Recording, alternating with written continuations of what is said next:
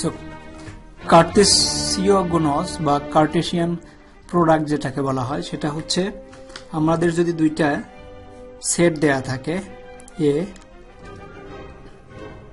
এখানে দেওয়া থাকলে এ বি সি একটা সেট, আর একটা হচ্ছে বি সেট যেখানে দেওয়া আছে এক্স ওয়াই জি, দুইটা সেট দেয়া থাকে এবং এই দুইটা সেটকে আমরা গুণ করব, যেরকম আমরা সাধারণভাবে যেভাবে গুণ করি, যেমন 2 গুণন 3, ঠিক সেটের গুণন এটা এক ধরনের। তো এটাকে আমরা লিখব এ গুণন বি, আর গুণনটা হবে গুণন করে যে রেজাল্ট আসবে, গুণন যেভাবে আমরা আগে করতাম, যেমন এ into B plus C K গুণন করলে কি করতো, এ দিয়ে বি কে গুণন করা হইতো, তারপরে এ দিয়ে সি কে গুণন করা হইতো। ঠিক একইভাবে এটার প্রথম আইটেম দিয়ে সবগুলোই গুণন করা হবে, তার সবগুলোই গুণন করা হবে করে একটা ক্রমজোড় তৈরি করা হবে। তার মানে এ গুণন এক্স, এটাকে লেখা হবে ব্র্যাকেটের মধ্যে কমা এক্স, এ ওয়াই, তার মানে এ কমা ওয়াই, এ কমা জি, এরকম কমা দিয়ে দিয়ে ব্র্যাকেটে লিখতে হবে এ কমা জি। এটা শেষ হয়ে গেছে, এখন বি কে ধরবো, বি দিয়ে 3টাকে আবার দিব, B comma x, B comma Y, B comma Y, B comma জি, বি কমা জি।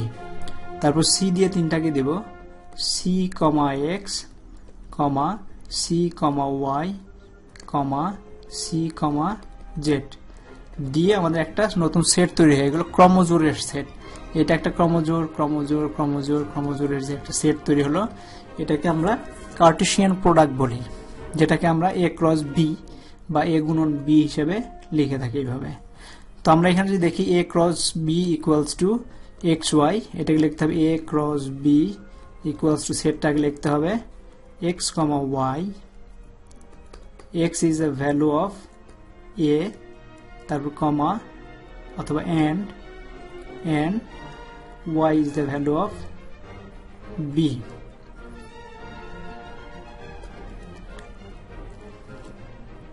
তো এটা হচ্ছে আমাদের সূত্র। যদি একটার সাথে একই সেটের সাথে গুণন করা হয়, তাহলে এস ক্রস এস, যেটা লেখা আছে S cross S equals to x comma y into x y is the value of S.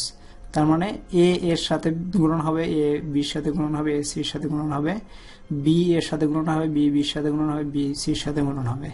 তো এইভাবেই আমরা কার্টেসিয়ান প্রোডাক্ট বা ক্রমজোড় তৈরি, ক্রমজোড়ের কার্টেসিয়ান গুণজ তৈরি করতে পারি।